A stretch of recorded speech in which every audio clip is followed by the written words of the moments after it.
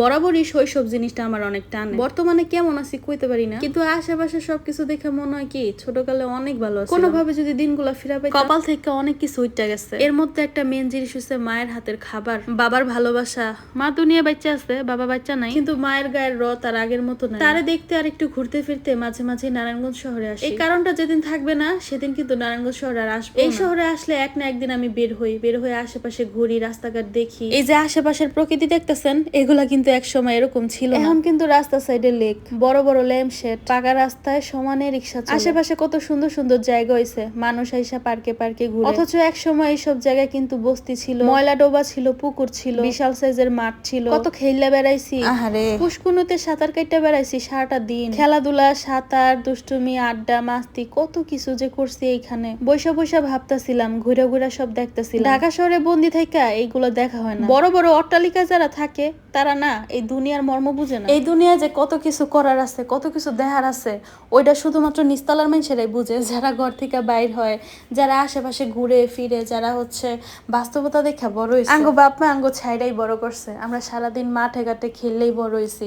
আর আজকালকার পোলাপানিরে বাইন্দা রাখন লাগে, ঘরের ভিতরে আটকে রাখন লাগে, কত শত কাহিনী বাহিরে। আগে কিন্তু এগুলো আসছিল না। পানিতে যেই কজন নামছে এর মধ্যে একটা হয়েছে আমার মেয়ে, একটা হয়েছে আমার ভাতিজি, আর ওইটা হয়েছে আমার ভাই, আমার আপন বড় ভাই। আমার ভাই কিন্তু ছোটবেলা আমার সাঁতার শিখায়, আর এখন আমার পোলা মাইয়া গো সাঁতার শিখায়। ইচ্ছা তো করতেছিল আমিও পানিতে নাইমা যাই। এই গরমে সাঁতার জানা সত্ত্বেও কেউ কেউ উপরে বয়ে থাকতে পারে পানি দেখা, আমি বয়ে রয়েছি, কারণ আমি তো বড় হয়ে গেছি, মহিলা মানুষ, রাস্তাঘাটে অনেক মানুষ, বয়া বয়া অতীতের কথা মনে করা ছাড়া এখন আর কোনো উপায় নাই। তো বিশ্বাস করেন মনটা অনেক ভাল লাগতেছিল, মন চাইতেছিল এখানে থেকে যাই, এখান থেকে কোথাও না। কিন্তু প্রকৃতির নিয়ম, বিয়ে হইছে শহর সাইডে আরেক শহরে গেছি গা, এখন যাইতে গো আসার পথে একটু আম ভর্তা, আম সত্য খাইছি, কি যে মজা লাগলো, লাখ টাকা দিয়েও যেন এটি খাওয়া। আজকে বাড়িতে বুনা খিচুড়ি আর গরু মাংস রান্না করছিলাম, আমি রান্না করছিলাম।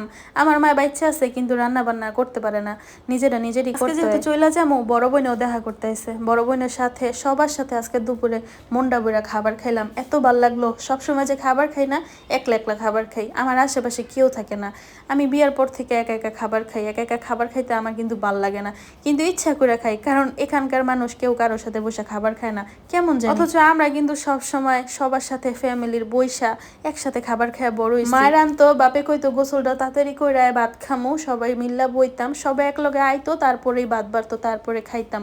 কিন্তু ঢাকা শহরে আয়া দেখি যে যে যার যার রুমে ভাত খায়। তারপর আস্তে আস্তে আমিও এগোমতো হয়ে গেছি, যদিও আমার একটু সবার আগে খিদা লাগে, আমি একটু আগে আগে খাই, তবে একসাথে যদি সবাই খাইতো তাহলে কিন্তু এই অভ্যাসটা হইতো না, তাহলে আমি সবার সাথেই খাইতাম, ওয়েট করতাম।